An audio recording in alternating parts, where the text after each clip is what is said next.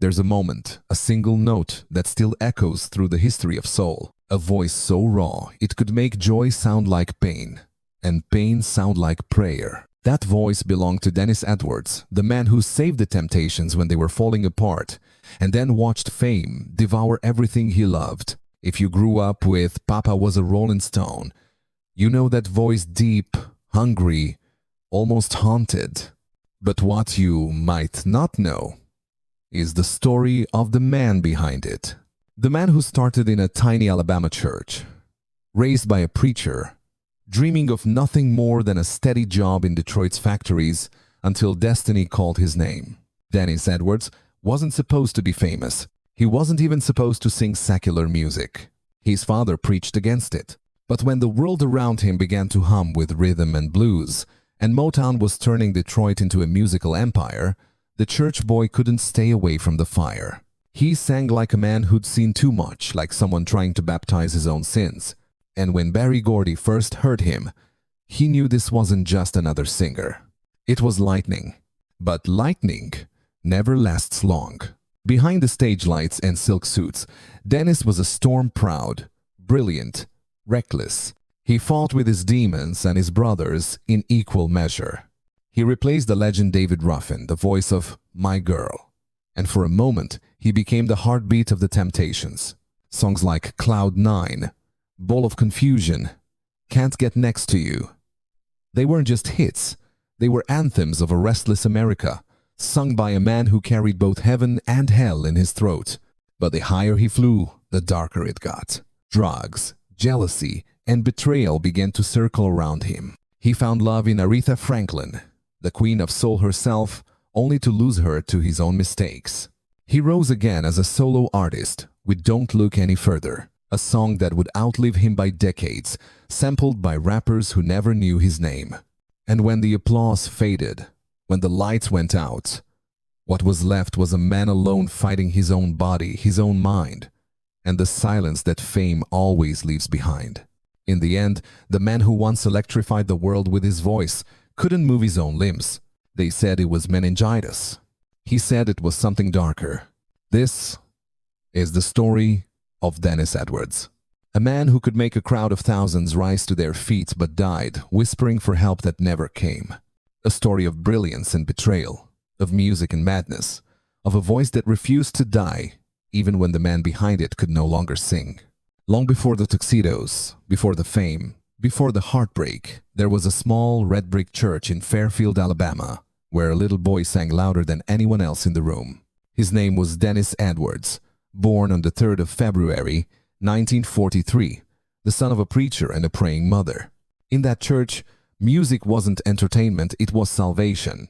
It was the sound of pain turned into praise. And from the first time Dennis opened his mouth, people said his voice didn't belong to a child. It had too much weight, too much ache, like he was already carrying a lifetime of songs inside him.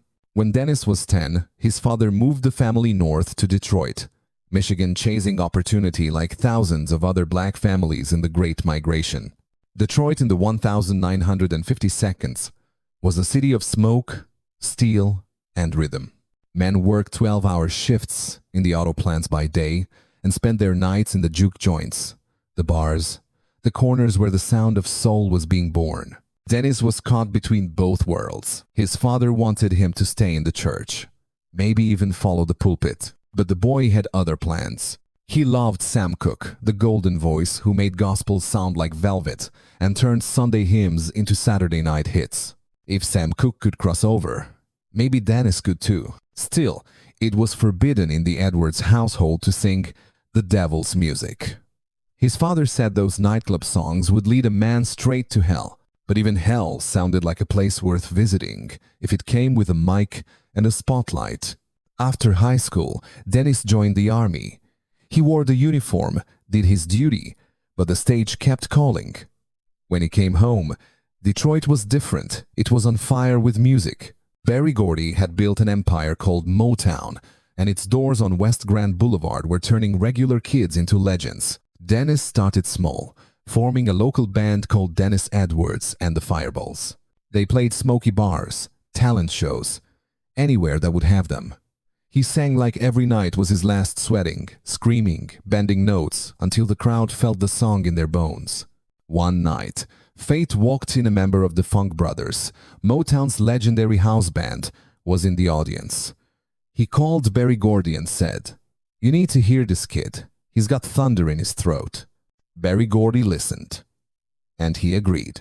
But Motown was a machine, and machines moved slow. Gordy put Dennis on a retainer contract, $250 a week, just to wait. He wasn't assigned to a group, wasn't given a song, just told to stand by. For 2 years, he waited. 2 years of sitting in the Motown hallways, watching Marvin Gaye, Smokey Robinson, Diana Ross walk by, stars glowing in real time, while he was just the man in the corner with a voice too powerful for its cage. Then one night, the phone rang. A singer from the Contours, one of Motown's touring acts, had fallen ill. They needed someone now. Dennis stepped in, and when he grabbed that mic, the crowd roared like they'd been waiting for him all along. That performance changed everything. The boy from the Alabama church was no longer a dreamer. He was a man standing at the door of destiny, and Motown was about to let him in. The call came like lightning in a quiet room. It was Motown, and they needed Dennis. One of the Contours' lead singers had fallen ill while touring as the opening act for The Temptations, and they needed a voice that could hold a crowd. Dennis showed up, grabbed the mic, and never looked back. From that night on, everyone at Motown knew this man wasn't just a replacement, he was the future. By 1968, The Temptations were crumbling. David Ruffin, the golden voice of My Girl, had become unpredictable, wrapped up in ego, fame, and cocaine. The group was losing patience and their rhythm. Behind closed doors, Ruffin told Dennis, "They're gonna replace me, man. You'd be perfect for the job." The next day, the phone rang again. The Temptations wanted Dennis Edwards. At first, he hesitated. He admired Ruffin, the very man he was asked to replace. But in Motown, hesitation meant extinction. He said yes. The first rehearsal felt electric. Otis Williams, Melvin Franklin, Eddie Kendricks, legends in motion, all turned when Dennis sang that first line. His voice was rougher, rawer, more urgent than Ruffin's. It wasn't polished Motown perfection, it was gospel and fire, Sunday morning colliding with Saturday night. When Cloud 9 dropped, the world stopped. That song wasn't just music, it was revolution. It spoke of struggle, escape, and pain. And it earned the Temptations their first Grammy Award, the first ever for Motown Records. Dennis Edwards had brought something new, social power. Songs like I Can't Get Next to You, Ball of Confusion, and Papa Was a Rollin Stone turned the group from love crooners into prophets of their generation. And it was his voice, that deep, shaking, thunderous voice, that carried them there. At concerts, he moved like a man possessed, sweat pouring, eyes blazing, hips jerking in rhythm with the horns. Women screamed his name, men watched in awe. He was the storm center of every stage. But behind the curtain, the same fire that made him unstoppable made him dangerous. He lived fast, talked loud, and partied harder than anyone else. And fame, the kind that comes fast, doesn't forgive excess. That's when Aretha Franklin entered the story. They met backstage at a Detroit benefit concert. Two church kids who had crossed the same forbidden line from gospel to soul and never looked back. They were drawn to each other like mirrors. Both powerful, both wounded. Aretha fell in love with him truly, deeply. Her 1972 classic Daydreaming was written about Dennis. She imagined a peaceful life with him, away from the chaos, the noise, the fame.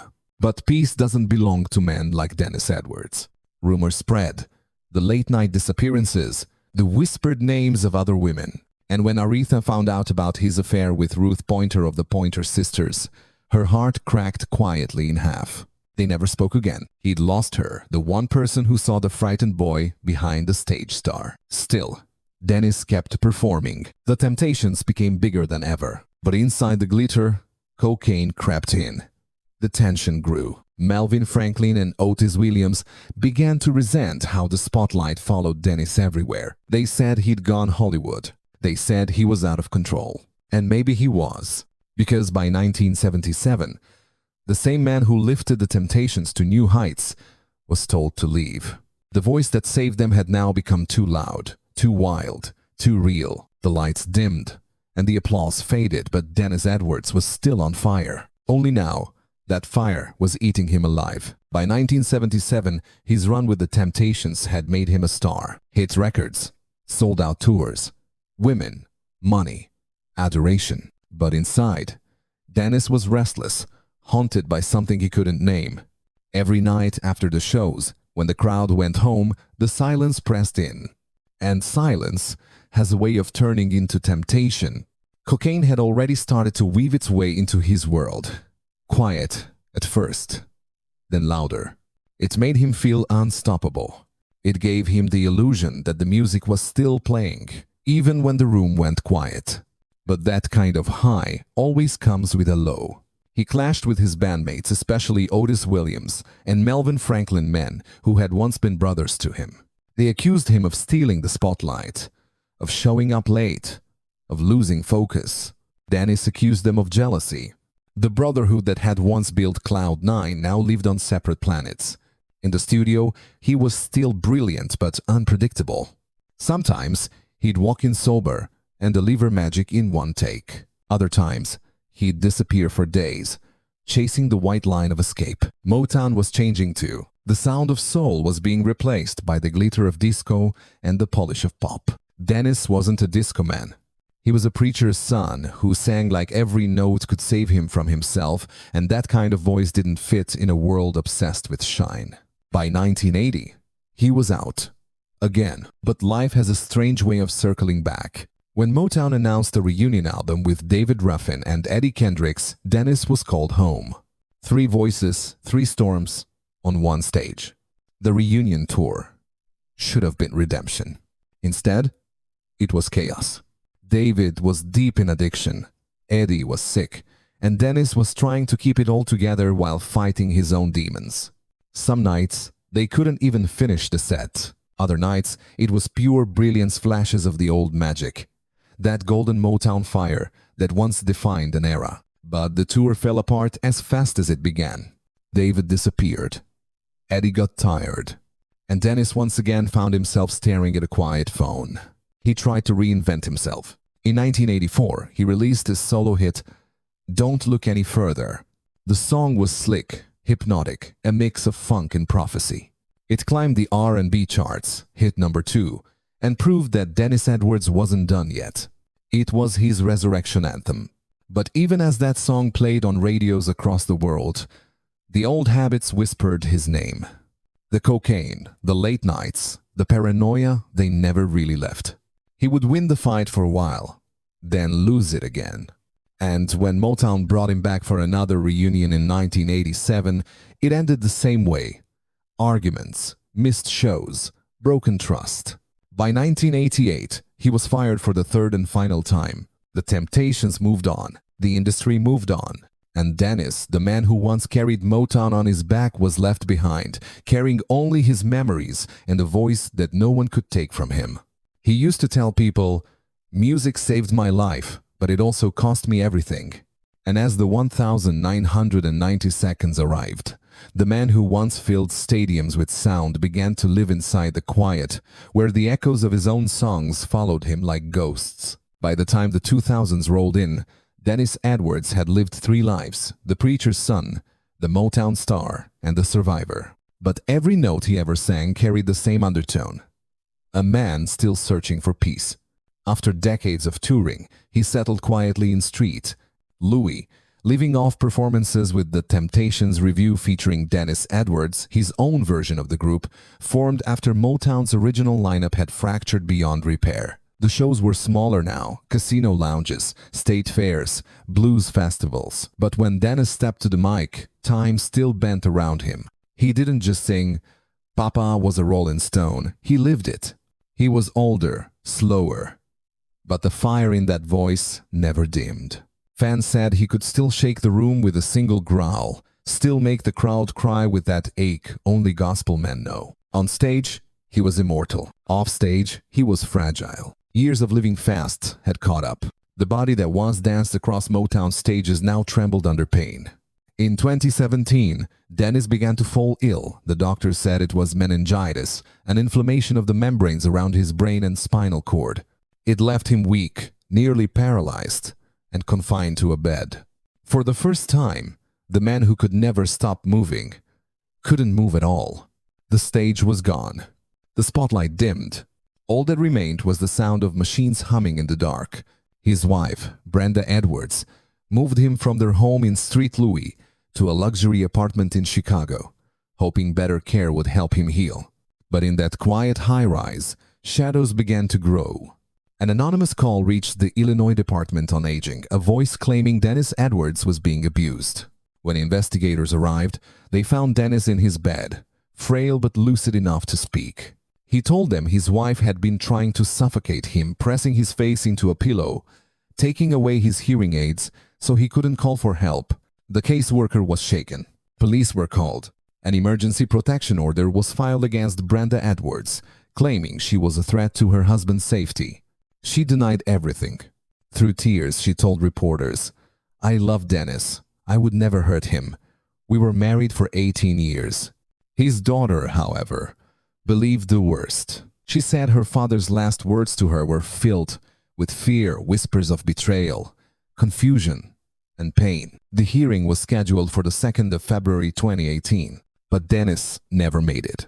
He died one day before the court date on the 1st of February 2018, just 2 days shy of his 75th birthday. The official cause: complications from meningitis. The Cook County Medical Examiner's Office found no signs of external abuse, but rumors never stopped. Fans, family, even Motown veterans debated behind closed doors.